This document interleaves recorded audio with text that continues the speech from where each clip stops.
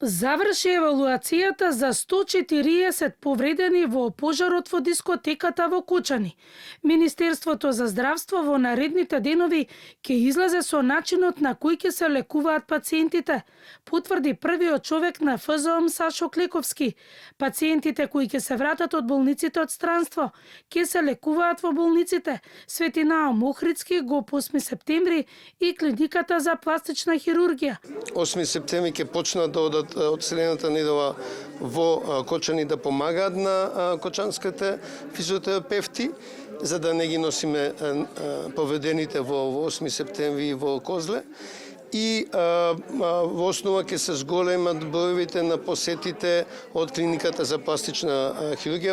Дел од пациентите кои се лекувалат во болницата во Софија изразиле желба лекувањето да го продолжат во таа болница, додека еден пациент од болницата во Бугарија се вратил и се лекува на пластична хирургија и во подобра состојба. Конкретно станува збор за неколку пациенти од Пирогов кои сака да го продолжат својот третман таму. Ние сме во комуникација со Пирогов за да ги чистиме и појасниме некои детали околу натамошниот третман и немаме законски или друг проблем, ниту било каков проблем да тие продолжат да бидат третирани таму кај што започнале со својот третман.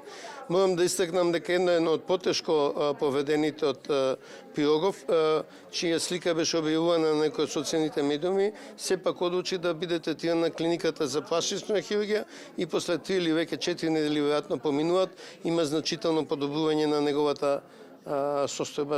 ФЗОМ одобри буџет за болницата за рехабилитација Козле за набавка на робот за горните екстремитети кои ќе помогнат во делот на рехабилитација, бидејќи најголем дел од тешките повреди се на рацете.